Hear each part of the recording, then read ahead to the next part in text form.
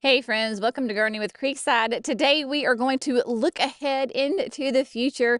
Yes, I am talking about spring and summer of 2024. I am going to share with you the annuals and perennials that I am super excited to be adding to my garden this year. I have grown all of these plants, I think minus one, as trial plants, and they have just been outstanding performers for us here in our North Carolina Zone 8A garden. And I want to share them with you because even though it is, December, Christmas, we're all decorated in the Christmas holiday festivities and spirit.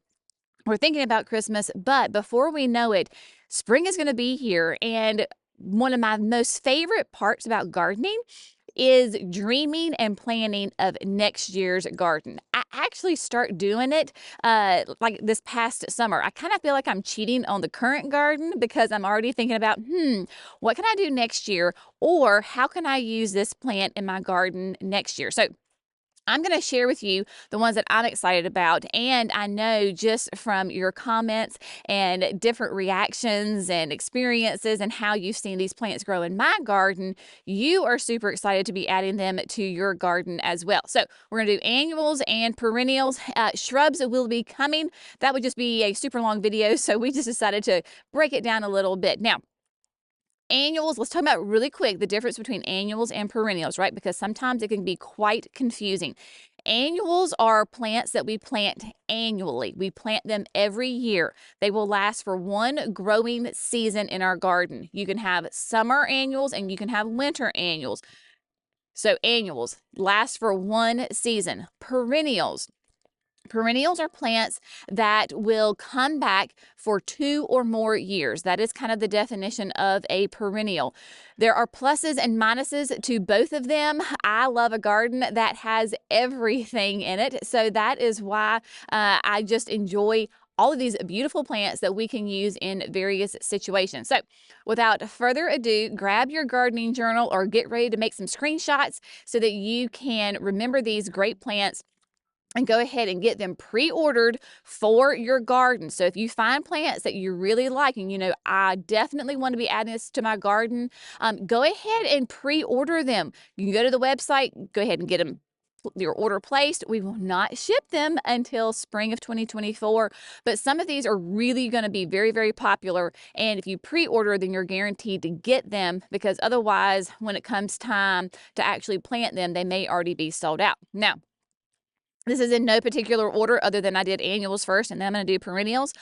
But probably, I would say, the most anticipated annual that I'm excited about growing again, and I know from you and your reactions, is the Superva Pink Cashmere Verbena. This is a stunning, very vigorous verbena that loves the hot, hot sun. It is probably one of the most vigorous verbenas that I have ever grown. If you are familiar with Superva Whiteout, it is very similar in its habit like that. But the Superva Pink Cashmere is such a beautiful shade of pink. It has different shades. And it kind of transitions. As the flowers mature, you will get some beautiful, nice, soft baby doll pink. You'll get a little bit more of a darker shade. You'll get a little bit of white in there. So you have a various shades of pinks within that same flower head. Speaking of the flower heads, they are quite large. I mean, you have got good size, massive blooms on this verbena. You can use it in various ways, right? Any kind of application that gets the full sun, 6 or more hours of sun. So I used it last year in the raised deck boxes. I did it with a mixed planting. They were beautiful. And by the end of the season, one plant was just, ginormous, really, really big. So you can do it in raised boxes. You could do it in hanging baskets or window boxes. I would just say make sure you've got plenty of soil for this, because it is a vigorous grower, vigorous roots. So you need lots of soil available so that those roots can spread out. And then, of course, the landscape. Landscape would be amazing. That is how I am going to use it in 2024. And the signature garden, it will be planted directly into the landscape. So that way it has tons of room to grow and just be very happy. Speaking of, so you can use it in the deck boxes. It goes up, but it also will trail over. So it depends on how you're going to use it. You can use it as kind of a filler and a spiller. You can use it in the landscape more like a ground cover because it's going to get some height to it, but it's really going to spread. So Superva pink cashmere is not, you can prune it. I whacked it back with, the hedge trimmers this past summer. It almost kind of did it all. Well, not kind of, it did. It made it even tighter, more vigorous, gorgeous flowers flushed out. So don't be afraid. You can absolutely prune your verbena. And in fact, it helps it a lot because it makes it reflush, get nice and tight. So Superva pink cashmere, y'all, I'm telling you, it is going to be massively popular. So if you're interested, grab it while you can.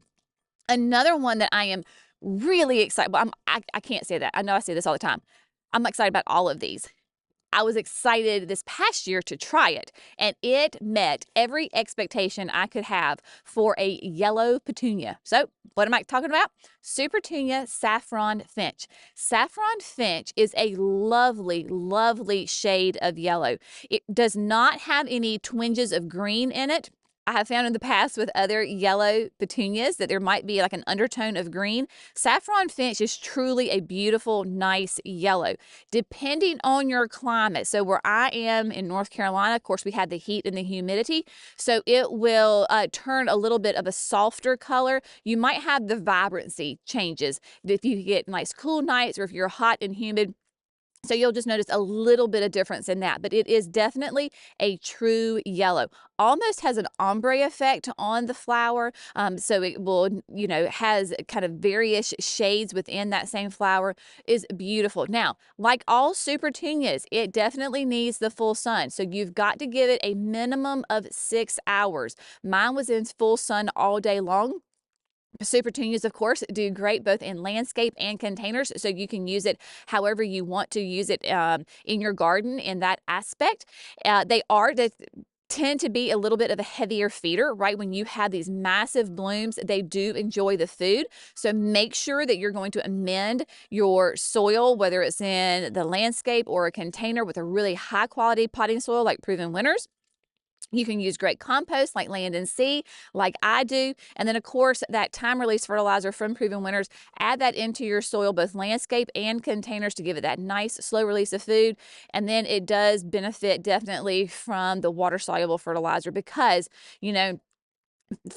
flowers need food, right? Food equals flowers. You feed them, they flower. But that Saffron Finch is just so you can just use it in various ways. Like I paired it with the pink cashmere and it was stunning. It would be gorgeous with some blues. So if you did either another petunia that was blue or you did some angelonia that was blue, blues and yellows, of course, just go together great. So Saffron Finch is going to be a great petunia that is going to be really fun in the garden. While we're on the kick of some Supertunias, we have a brand new one that is nice and bold and fun. And man, it just wowed everybody here at Creekside Nursery. So what am I talking about? Supertunia Hoopla Vivid Orchid. Now, Hoopla Vivid Orchid is kind of a different type of petunia than Proven Winners has had really before, in the fact of that it has a nice, deep, vivid orchid, right? It kind of reminds you of that just bright, intense purple center, and then on the outside edge, it has a really nice wide white margin. So they stand out from a distance because you've got such a color contrast on that flower. We had the Hoopla Vivid Orchid planted in the display garden at the nursery, right where everybody, the customers, everybody would drive by, walk by, could see it, and it was a great performer. Even there towards the end of the season where we were, us gardeners were being a little slack on our fertilizing schedule, man, that Supertunia was rocking. It was it was spreading, it was blooming its head off and did a great job.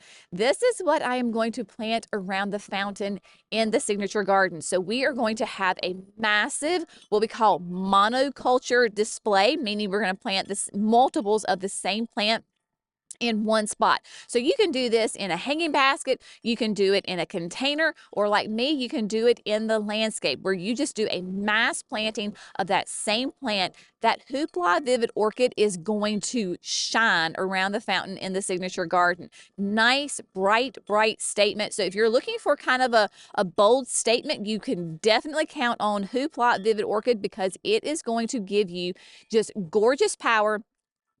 Like we talked about with other Supertunias, definitely the full sun. They like to be fed. So if you do that great slow release fertilizer, amend your soil with some compost, that's a great way to kind of reduce the amount of water soluble fertilizer that you're going to have to apply throughout the growing season. So Hoopla Vivid Orchid is going to be a great, great petunia new on the market in 2024.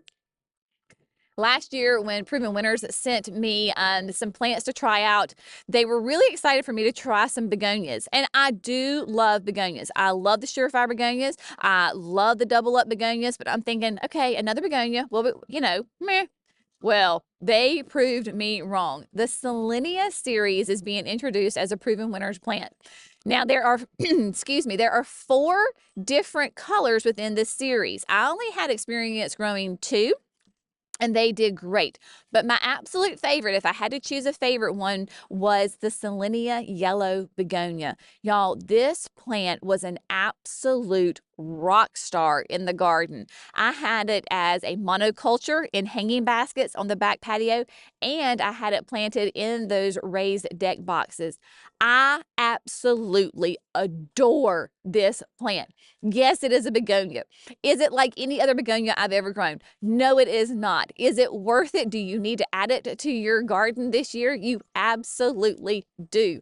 It is a fun, really big double bloom. It makes a huge impact from a distance. So even though it is a begonia, you get massive flower power because they are doubles. They get tons of flowers on them, and they have a little bit of kind of that filler spiller habit to them.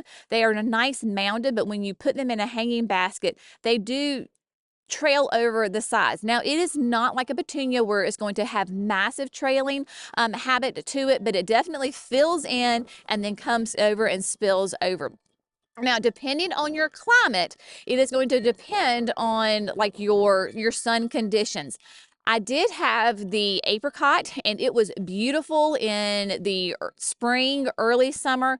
When the heat hit of the summer, I had it in full sun, and it did not do as well. Now, it could have been the soil, it could have been lack of food, there could have been a various, reasons why it did not do as well as the yellow. The yellow, however, was, like I said, in some hanging baskets on the back patio. And that area is like a part sun. It gets good, intense sun, but then it also gets break in the hot afternoon. So there's that, possibility that it could be, just watch your sun, I guess is what I'm saying. Think about, like, just pay attention to it. And if it's not doing as well as the heat hits, maybe be prepared to move it. So if you're doing it in a container, maybe give it a little bit of a break in the afternoon. Now, if you're in a cooler climate where the heat and humidity, especially at night, is not an issue, then you should be absolutely fine doing it in full sun. But for me, I found that the part sun was a great option for it. But then again, I can also say I had it in the deck boxes and it got sun up to sundown and it did great. Constant irrigation every day with lots of soil available to it. So the Selenia Yellow Begonia, gorgeous. Now, we are going to have all 4 of the different colors. I just know from personal experience that yellow is one that I'm really excited about. I paired it also with the Saffron Finch and the pink Cashmere, and they blended beautifully together. Campfire Marshmallow is a fun white addition to your full sun garden if you are looking for a little bit of a white in the garden. So Campfire Marshmallow is new to the Campfire series. We already have Campfire Flame, which is a nice orange, and then here we have Marshmallow. So of course, Marshmallow is a nice pure white. It does have a little bit of a yellow center to it. I used the Campfire Marshmallow in the Weston urns on the back patio. So I had the sprinter boxwoods, and then I had the marshmallow around it. And it was a great performer. The Campfire Marshmallow does really well for me in North Carolina in early spring through the, I would say, midsummer. Now, I will go ahead and tell you that I was a little antsy and I just went ahead and pulled it out and put a grass in. So it would be interesting to see how it would perform all season long through the heat and the humidity. But definitely, if you're looking for a nice, more of a low growing flower that is covered in flowers with that nice pop of white, then the Campfire Marshmallow is going to be a great option for you. You don't have to deadhead. It was not a heavy feeder. I did not use a lot of water soluble fertilizer on it at all. So if you have more of a tight spot, maybe it's by a pathway, maybe it's in a container by your front porch, and you don't want a big, huge, plant that's going to attack your guests as they arrive. So those nice little bit of a snugger, confined areas, the Campfire Marshmallow is going to be a great option for you.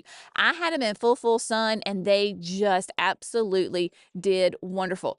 As with any plant, right, consistent water does make a difference as far as how it performs. There were a few times that the irrigation, for whatever reason, didn't cut on. I was like, well, they're looking a little rough. As soon as I added the water back to them and got them back on that regular watering schedule, they perked right up. So that's always nice to know, because there are some annuals that I will tell you, once it has been dried out and it has taken a hit, it's really hard for them to come back. The Campfire Marshmallows were very tough in that aspect. So they can take a hit. You go on vacation, you're, the neighborhood fella that, teenage boy that was going to come and water, maybe he forgot to water those containers or that Campfire Marshmallow, it will bounce back quite nicely. So if you're looking for that, like I said, that low growing, tight habit of a plant, Campfire Marshmallow is going to be one that's going to be fun. I am going to add that one to have it in the berm area in a mixed planting, because it just brings a nice little pop of white to the garden and will do really, really nicely for you for sure. I have one last annual for you, and yes, it is another petunia. I can't help it, y'all. This was like the new introductions for this year. We had a lot of petunias, and man, it is gorgeous. Now, when I tell you this, you're like, Jenny, that's not new. That's an old petunia. It's been around for a while. Well, it has, but it is improved. What am I talking about? I'm talking about Supertunia Bermuda Beach. I have never grown the old Bermuda Beach before. I did the new and improved one, and oh my goodness, y'all, it is a gorgeous petunia. You want to talk about a plant that has massive flowers on it, a beautiful, really intense color to it. That is the improved part of the Bermuda Beach, is that larger flowers and more intense color to it, and a nice tight habit to it, because different petunias will grow. Some of them are tighter, some of them are a little bit more loose and free, some of them trail more than others. Bermuda Beach did a really nice job in our aquapots at the pergola at the nursery. I had it paired with the Saffron Finch, and that kind of that peachy pink with that yellow was really, really spectacular. So as with all the other rest of the Supertunias, if you want to put it in a container, a hanging basket, or the landscape, it is very adaptable. You can absolutely do that. But I was just so impressed with the large flowers and just that beautiful color to it. It was absolutely stunning, and it just performed all season long. Again, with your Supertunias, they're definitely going to need to have that food, so do great soil, do slow release fertilizer, try your best to put them on a regular schedule of the water soluble fertilizer. Even if you do it, every 2 weeks or every 3 weeks, that is going to be better than doing nothing at all. And then, as with other petunias, if it starts to get a little bit long, because here in North Carolina, we have a really long growing season. I can plant my petunias in early April, and then theoretically, typically, they should be able to go to a hard freeze, which would be late November. That is a massive amount of time for these plants to be growing in my garden. So they always benefit from to have a little bit of a trim, give them a little bit of a haircut, keep them nice and tight. And because these petunias bloom on new growth, right? So their flowers come from the new growth. You're going to want to trim it up a little bit throughout the season. I'm not talking about that you have to do a massive haircut on them, but if you can go in there and just shear off, an inch or 2 inches on a regular basis, then it will perform really nice for you for that massive extended growing amount of time that we have here in North Carolina. All right, so that is the annuals. Now let's move on to the perennials. In the perennial category. Now, there is one plant that I have not grown in this category, but Does that dampen my excitement for this plant? Absolutely not. Proven Winners has a new Summerific perennial hibiscus coming out on the market. You know what it's called? It is called Cookies and Cream. So Cookies and Cream is, from the pictures and from what I know all about the other Summerifics, is going to be a huge seller, and it is going to be an absolutely gorgeous plant. So what makes Cookies and Cream so fun? Well, Cookies and Cream, if you're familiar with Holy Grail, will have that really, really intense dark foliage like Holy Grail, but the flowers, guess what? Pure white. Yes. So you've got near black foliage with these massive white flowers on them, hence Cookies and Cream. This Summerific hibiscus is going to be more in that gumdrop series. So with your hibiscus, we either say that they are gumdrops or they are columnar. Columnars obviously are going to be taller than they are wide.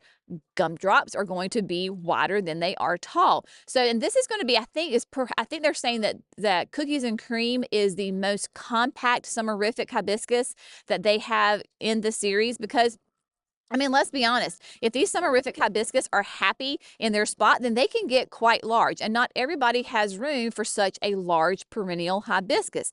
Well, Cookies and Cream is definitely going to be able to fit in those tighter spots for you. It does need to have that full sun, right? So a minimum of 6 hours, because you need that sun to get that dark foliage and then your flower power. So make sure wherever you choose that it does have the full sun. And just like other Summerific hibiscus, they benefit from consistent water. Technically, they could go in a boggy area, right? So if you've got an area in your garden that stays damp, maybe it's from just like where the irrigation doesn't drain correctly, or that it is just a natural native area that stays more damp. We have that over at the Signature Garden just from springs that come up from the ground. Rainwater runoff, whatever it may be. If you've got that area in your garden that historically stays a little bit more damp and you've had trouble with plants there before, try the Summerific Cookies and Cream. So excited. We've already had some customers kind of have spied this plant, both from Proven Winners. It's very windy. Both from Proven Winners and Walter's Gardens, and they are clamoring to get this hibiscus because it is so unique and it is absolutely stunning. So look out for Cookies and Cream. It is going to be really, really fun in the garden.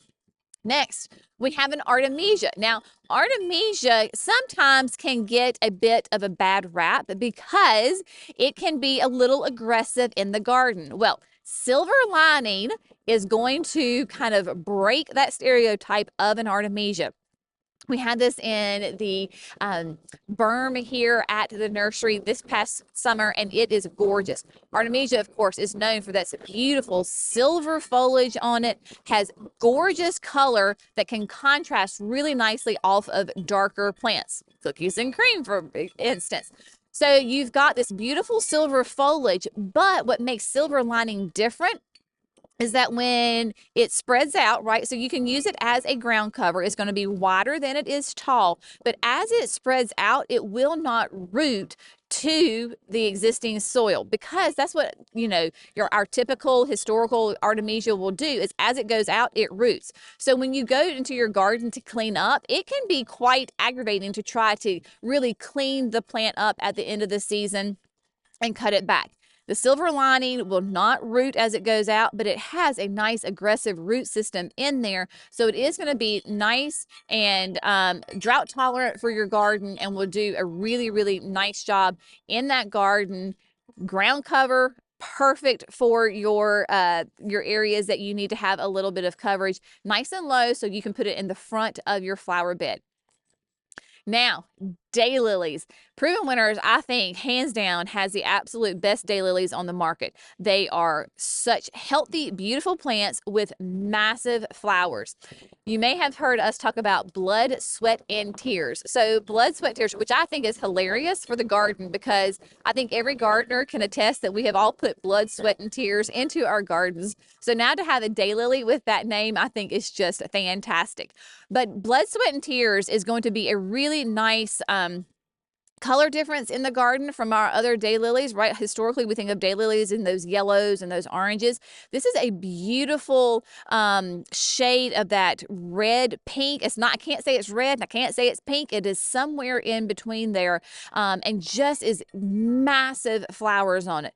Daylilies, of course, I think are like one of the easiest perennials to grow. And so if you are a new gardener and you want a plant that gives you nice structure in your garden for 3 seasons of the year and then just gives these beautiful flowers, daylilies are the way to go. For me, I mean, you literally plant them, you forget them, you leave them alone. They do not require fertilizing. Bugs do not like them. You're not going to have to worry about really pests getting on them. Depending on where you are, the deer could leave them alone or the deer could annihilate them. It's really, there is no such thing as a deer proof plant. There are deer resistant, but not deer proof. Every time I say that there's a deer resistant plant, there's always somebody goes, not at my house, they eat mine. So depending on your garden and your deer's appetite, deer may leave them alone. I do not have a problem with deer eating my daylilies, but that blood, sweat, and tears, massive, beautiful flowers on them, great height to it, so you can really use it in various places in your garden. It is not going to overtake your garden, and it just, as the years grow, it gets bigger and bigger and more flowers on it. One of my favorite plants of this past season that I cannot wait to add in more areas of my garden is a Nepeta. This is a Chartreuse on the loose. Chartreuse on the loose is a stunning plant. Even if this Nepeta never flowered, I would still be super excited about it and put it in my garden because of that beautiful chartreuse color. Sometimes here in the South, especially like with our heat and humidity, that chartreuse color can be tricky. Sometimes it just burns too much in the sun. Not chartreuse on the loose. This beautiful Nepeta has that really vibrant electric chartreuse yellow color in the garden. It is a nice, perfect mound, very well behaved, nice grower. So as far as the perennials go, I would say it's a vigorous grower. Not that it means like it's going to be invasive or it's going to take off, but you're going to see lots of beautiful growth even within that first year of putting it in the garden, in your space. And also, so you've got this chartreuse color of a plant, right, with the foliage, and then these beautiful blue flowers that absolutely cover the plant really all season long. It is going to have longer blooms on it than other Nepetas that we are used to. It does have a nice height to it and a nice spread. So it really makes an impact in your garden. And then if you are looking to add pollinators or attract pollinators into your garden, then the chartreuse on the loose is going to be a great one for it. I had honeybees, I had bumblebees, I had beneficial wasps. All these great, beautiful insects that we want in our garden were there. So look for chartreuse on the loose. Last but not least, I have a plant for our shade gardens. Yes, we have a hosta that is going to be a great addition to our shade garden. Echo of the Sun is really fun because just like chartreuse on the loose gives us that great chartreuse color for our sun garden, well, Echo of the Sun is going to do that for your shade garden. This hosta, if you're familiar with Diamond Lake, think of this as the chartreuse version of Diamond Lake. It is going to be a lower hosta, but it's going to be nice and wide. Big, huge leaves on it with those ruffled edges. Absolutely stunning, because sometimes our shade gardens can be a little dark, right? I mean, it is the shade, and we're looking for a different shade of green. So Echo of the Sun is going to give you that chartreuse color that will pair beautifully with your darker greens in your garden, whether it's your hellebores or maybe it is Diamond Lake that is a nice blue hosta. Echo of the Sun, great fun addition to your shade garden. Of course, hostas produce beautiful flowers that your pollinators love. My bumblebees absolutely adore my hosta blooms. They have a nice, delicious fragrance to them. But look for Echo of the Sun because of the color of it, and then of course the size and the presence and then the texture in your garden. So hopefully you have found at least 1, 2, 3, maybe a couple of plants that you're excited about adding to your garden in 2024. Y'all, it is never too early to start planning for these gardens, and I am never going to be the one to tell you, oh, you have enough plants, you don't need any more. No, no, no, no, no. That is not how gardening works. We are always adding more plants to our garden for sure.